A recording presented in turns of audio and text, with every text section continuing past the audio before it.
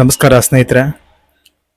ಯೋಚನೆ ಮಾಡಿ ಸ್ನೇಹಿತರೆ, ನೀವು ಯಾವುದೇ ತಪ್ಪು ಮಾಡಿಲ್ಲ, ಕಳ್ಳತನ ಮಾಡಿಲ್ಲ, ಮೋಸ ಮಾಡಿಲ್ಲ, ಆದರೂ ನೀವು ಒಂದು ನಿರ್ದಿಷ್ಟ ಜಾತಿಗೆ ಸೇರಿದಿರಿ ಎಂಬ ಒಂದೇ ಕಾರಣಕ್ಕೆ ನಿಮ್ಮ ಕೈಗೆ ಬೇಡಿ ಹಾಕಲಾಗುತ್ತೆ.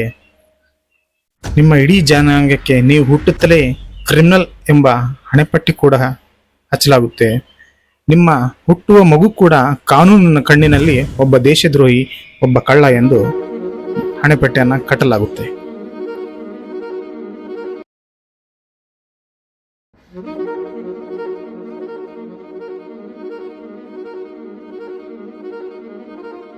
ಕೇಳಲು ಮೈ ನಡುಗುತ್ತಿದೆಯಲ್ವಾ?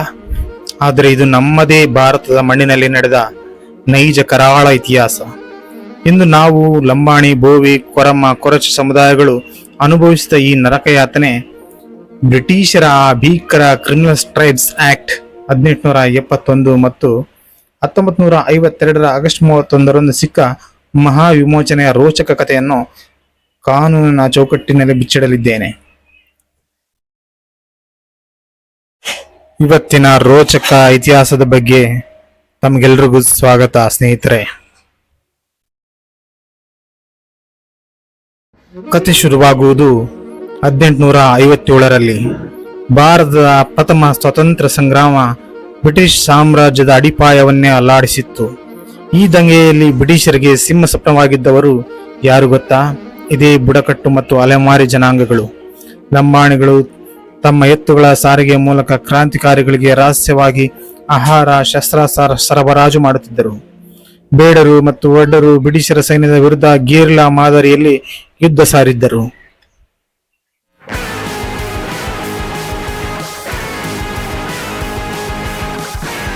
ಬ್ರಿಟಿಷರಿಗೆ ಇವರನ್ನು ಯುದ್ಧ ಭೂಮಿಯಲ್ಲಿ ಸೋಲಿಸಲು ಸಾಧ್ಯವಾಗಲಿಲ್ಲ. ಏಕೆಂದರೆ ಇವರಿಗೆ ಕಾಡಿನ ಮೂಲೆ ಮೂಲೆ ಗೊತ್ತಿತ್ತು. ಇವರು ಈ ಅಪ್ರತಿಮ ದೇಶಭಕ್ತಿ ಮತ್ತು ಸ್ವತಂತ್ರ ಜೀವನ ಶೈಲಿಯನ್ನು ಕಂಡು ಬ್ರಿಟಿಷರು ಬೆದರಿದರು. ಇದರ ಪರಿಣಾಮವೇ ಸೇಡಿನ ರೂಪದಲ್ಲಿ ಬಂದ ಆ ಕರಾಳ ಕಾನೂನು, ಕ್ರಿಮಿನಲ್ ಟ್ರೈಬ್ಸ್ ಆಕ್ಟ್ 1871 ಕಾನೂನು.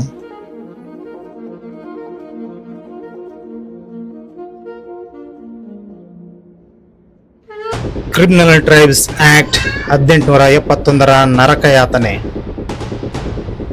ಬ್ರಿಟಿಷರು ತಂದ ಈ ಕಾನೂನಿನ ತರ್ಕ ಎಂಥದ್ದು ಗೊತ್ತಾ? ಒಬ್ಬ ಕಳ್ಳನ ಮಗ ಕಳ್ಳನೇ ಆಗಿರುತ್ತಾನೆ. ಅವೈಜ್ಞಾನಿಕ ತರ್ಕದ ಮೇಲೆ ಇಡೀ ಜನಾಂಗವನ್ನು ನೋಟಿಫೈಡ್ ಕ್ರಿಮಿನಲ್ಸ್ ಎಂದು ಘೋಷಿಸಲಾಯಿತು. ಈ ಕಾನೂನಿನ ಅಡಿಯಲ್ಲಿ ಕಠಿಣ ನಿಯಮಗಳು ನಿಮ್ಮನ್ನು ಬೆಚ್ಚಿ ಬೀಳಿಸುತ್ತವೆ. ಹಾಜರಿ ಭಯಂಕರ. ಈ ಜಾತಿಗೆ ಸೇರಿದ ಪ್ರತಿಯೊಬ್ಬ ಪುರುಷನು ದಿನಾ ಬೆಳಿಗ್ಗೆ ಮತ್ತು ಸಂಜೆ ಪೊಲೀಸ್ ಠಾಣೆಗೆ ಹೋಗಿ ಹಾಜರಿ ಹಾಕಬೇಕಿತ್ತು. ಸಂಚಾರಕ್ಕೆ ಸಂಕೋಲೆ. ಒಂದು ಊರಿನಿಂದ ಇನ್ನೊಂದು ಊರಿಗೆ ಹೋಗಬೇಕಾದರೆ ಲಿಖಿತ ಪಾಸ್ ಬೇಕಿತ್ತು. ಪಾಸ್ ಇಲ್ಲದೆ ಪ್ರಯಾಣಿಸಿದರೆ ನೇರ ಜೈಲು. ಮುಳ್ಳು ತಂತಿಯ ಸೆಟಲ್ಮೆಂಟ್ಗಳು. ಇವರನ್ನು ಸುಧಾರಿಸುವ ನೆಪದಲ್ಲಿ ಮುಳ್ಳು ತಂತಿಯ ಬೇಲಿ ಹಾಕಿದ ವಿಶೇಷ ಕ್ಯಾಂಪ್ಗಳಲ್ಲಿ ಕೂಡಿ ಹಾಕಿ ಬ್ರಿಟಿಷರು ಅತಿ ಕಡಿಮೆ ಬೆಲೆಗೆ ಮತ್ತು ಕೂಲಿಗೆ ಕಲ್ಲು ಹೊಡೆಯುವ, ಮಣ್ಣು ಹೊರುವ ಕಠಿಣ ಕೆಲಸ ಮಾಡಿಸಿಕೊಳ್ಳುತ್ತಿದ್ದರು.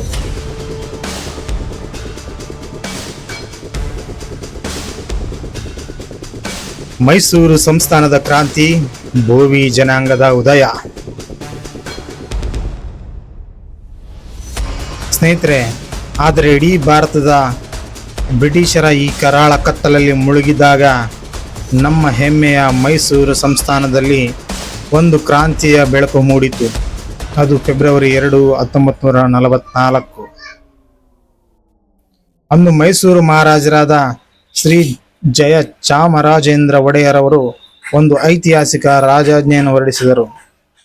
ಅಲ್ಲಿಯವರೆಗೆ ಒಡ್ಡ ಎಂದು ಕರೆಸಿಕೊಳ್ಳುತ್ತಿದ್ದ ಜನಾಂಗಕ್ಕೆ ಗೌರವಿತವಾದಂಥ ಬೋವಿ ಎಂಬ ಹೆಸರನ್ನು ನೀಡಲಾಯಿತು. ಅಷ್ಟೇ ಅಲ್ಲ, ಅವರನ್ನು ಬ್ರಿಟಿಷರ ಆ ಕ್ರಿಮಿನಲ್ ಕಳಕದಿಂದ ವಿಮುಕ್ತಗೊಳಿಸಿ ಮೈಸೂರು ಪ್ರಾಂತ್ಯದಲ್ಲಿ ಡಿಪ್ರೆಸ್ಡ್ ಕ್ಲಾಸ್, ದಮನಿತ ವರ್ಗ ಪಟ್ಟಿಗೆ ಸೇರಿಸಿ ಉದ್ಯೋಗ ಮತ್ತು ಶೈಕ್ಷಣಿಕ ಸೌಲಭ್ಯಗಳನ್ನು ನೀಡಲಾಯಿತು. ಇದು ಮೈಸೂರು ಸಂಸ್ಥಾನ ಭಾರತಕ್ಕೆ ತೋರಿಸಿದ ಸಾಮಾಜಿಕ ನ್ಯಾಯದ ನ್ಯಾಯದೀಪ.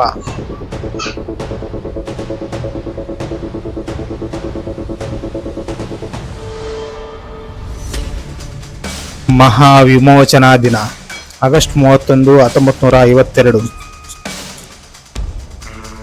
1947ರಲ್ಲಿ ದೇಶಕ್ಕೆ ಸ್ವಾತಂತ್ರ್ಯ ಸಿಕ್ಕಿತು. ಆದರೆ ಈ ಸಮುದಾಯಗಳಿಗೆ ನಿಜವಾದ ಸ್ವಾತಂತ್ರ್ಯ ಸಿಕ್ಕಿದ್ದು ಯಾವಾಗ ಗೊತ್ತಾ? 1952ರ ಆಗಸ್ಟ್ 31ರಂದು. ಅಯ್ಯಂಗಾರ್ ಸಮಿತಿಯ ಹೋರಾಟದ ಫಲವಾಗಿ ಭಾರತ ಸರ್ಕಾರ ಈ ಕ್ರಿಮಿನಲ್ ಟ್ರೈಬ್ಸ್ ಆ್ಯಕ್ಟನ್ನು ಸಂಪೂರ್ಣವಾಗಿ ರದ್ದುಗೊಳಿಸಿತು.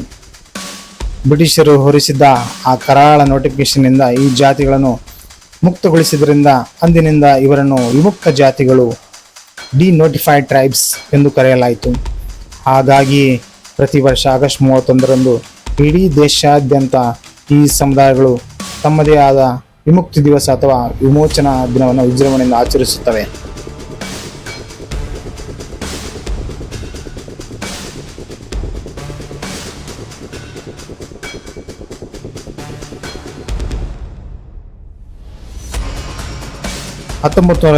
ರ ಮಹಾ ತಿರುವು ಮತ್ತು ಇಂದಿನ ಸಾಂವಿಧಾನಿಕ ಹಕ್ಕುಗಳು.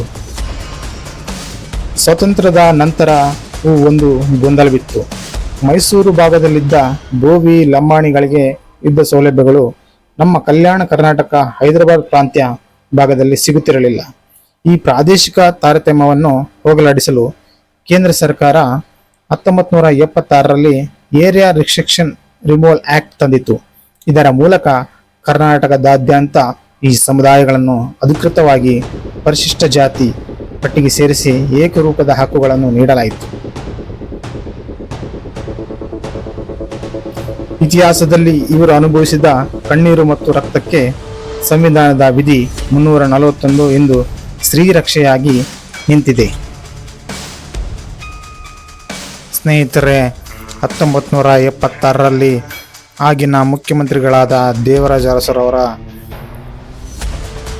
ನೇತೃತ್ವದಲ್ಲಿ ಜಸ್ಟಿಸ್ LG ಹಾವನವರು ಅವರ ನೇತೃತ್ವದಲ್ಲಿ ಒಂದು ಆಯೋಗವನ್ನು ರಚನೆ ಮಾಡಿ ಇಡೀ ಕರ್ನಾಟಕದಾದ್ಯಂತ ಒಂದು ಸರ್ವೆಯನ್ನು ಮಾಡಿ ಸಾಮಾಜಿಕ ಮತ್ತು ಶೈಕ್ಷಣಿಕ ಹಿನ್ನೆಲೆಯಲ್ಲಿ ಹಿಂದುಳಿದಿರತಕ್ಕಂಥ ಸಮಾಜಗಳನ್ನು, ಸಮುದಾಯಗಳನ್ನು ಪಟ್ಟಿ ಮಾಡಿ ಅದರಲ್ಲಿ ಕೊಲಂಬೋ ಸಮುದಾಯಗಳನ್ನು ಭಾಳಷ್ಟು ಹಿಂದುಳಿದಿದ್ದಾವೆ ಮತ್ತು ಸಾಮಾಜಿಕವಾಗಿ ಕೂಡ ಹಿಂದುಳಿದಿದ್ದಾವೆ ಎಂಬ ವರದಿಯನ್ನು ನೀಡಿದ ನಂತರ ಆಗಿನ ಮುಖ್ಯಮಂತ್ರಿಗಳಾದ ದೇವರಾಜ ಅರಸರವರು ಕೇಂದ್ರಕ್ಕೆ ಶಿಫಾರಸು ಮಾಡಿ ಈ ಸಮುದಾಯಗಳನ್ನು SC ಪಟ್ಟಿಯಲ್ಲಿ ಬರುವಂತೆ ನೋಡಿಕೊಳ್ತಾರೆ ಮತ್ತು ಅಂದಿನಿಂದ 1976ರಿಂದ ಈ ಎಲ್ಲ ಸಮುದಾಯಗಳು SC ಪಟ್ಟಿಯಲ್ಲಿ ಬರ್ತವೆ.